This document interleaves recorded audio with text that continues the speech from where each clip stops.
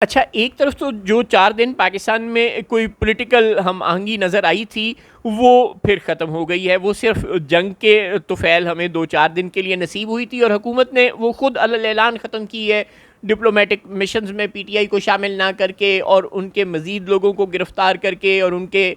ساتھ کسی قسم کا ڈائیلاگ نہ شروع کر کے. لیکن خیر وہ تو ان کی چوائس ہے، لیکن جنگ ابھی ختم نہیں ہوئی، جنگ کے خطرات ابھی ٹلے نہیں. اس صورتحال میں اگر ہم اپنے اندر مزید اختلافات اور مزید رفٹ پیدا کرتے جائیں گے تو مسائل کہیں زیادہ بڑھ نہ جائیں. یہ جو نئی خبر آئی ہے کہ ہندوستان سمندروں میں اپنی اجارہ داری قائم کرنے کے لیے کوئی اپنی پرماننٹ انسٹالیشنز وہاں لے کر آ رہا ہے، کوئی اپنے بحری بیڑے وہاں لا رہا ہے، اور سمندر کی جو گزرگاہیں ہیں ان پر قبضہ کر رہا ہے، اس طرح تو وہ تجارت کو پاکستان کے لیے بہت مشکل کر دے گا. ہم تو بیلٹ اینڈ روڈ انیشیٹو کے ذریعے بڑے لمبے پلانز بنا کر بیٹھے ہیں، ہم تو گوادر کی پورٹ کو بھی کراچی کی پورٹ کے برابر لانے کی منصوبہ بندی کر رہے ہیں، اور دوسری طرف ہندوستان سمندر کے راستوں پر، تجارتی راستوں پر اپنا تسلط قائم کرنے کی کوشش کر رہا ہے. ظاہر ہے وہ بڑا ملک ہے، اس کے پاس پیسے زیادہ ہیں، اور وہ ان پیسوں کا ناجائز استعمال کر رہا ہے. وہ ان پیسوں کے ذریعے سمندر کو، جو کہ ظاہر ہے انٹرنیشنل سمندر ہے، تمام ممالک کا اس پر برابر کا حق ہے بین الاقوامی قوانین کے مطابق، لیکن وہ اس پر اپنی اجارہ داری قائم کرنے اور اس پہ آگے آگے بڑھتا جا رہا ہے. بین الاقوامی سمندر کے جو حدود ہیں ان پر بھی وہ قبضہ کرتا جا رہا ہے، اور اس طرح وہ پاکستان کے لیے اور پاکستان کے ساتھ جو ملک تجارت کرتے ہیں ان کے لیے مشکلات پیدا کر دے گا.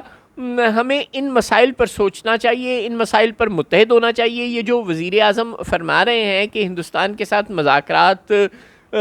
پانی کے مسئلے پر ہوں گے، یعنی یہ جو دریاؤں کا انڈس واٹر ٹریٹی کا مسئلہ ہے، اور کشمیر کا مسئلہ ہے، اور دہشت گردی کا مسئلہ ہے، اور تجارت کا مسئلہ ہے. بندہ پوچھے ہم نے ہندوستان کے ساتھ باہمی تجارت کر کے کیا کرنی ہے؟ وہ نہیں کرتا تو بھاڑ میں جائے،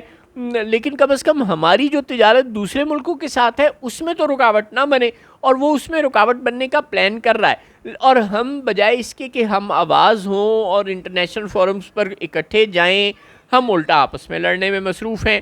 اور حکومت کی اس طرف کوئی تیاری نظر نہیں آ رہی، وہ بالکل ریلیکس ہے کہ کوئی جنگ نہیں ہوگی. اب دیکھیں اگر وہ انڈس واٹر ٹریٹی کو توڑ دیتا ہے اور کہتا ہے کہ جاؤ بھاگ جاؤ، میں دریاؤں کا پانی تمہارے ملک میں نہیں آنے دوں گا، میں یہاں مزید ڈیم بناؤں گا، اور دریا کا رخ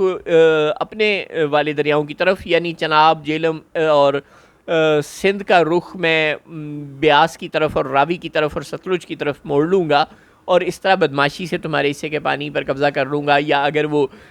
بحر ہند میں اپنے بحری جہاز لا کھڑے کرتا ہے، یا کوئی اور انسٹالیشنز وہاں لا کھڑے کرتا ہے اور پاکستان کے لیے تجارت مشکل بنا دیتا ہے،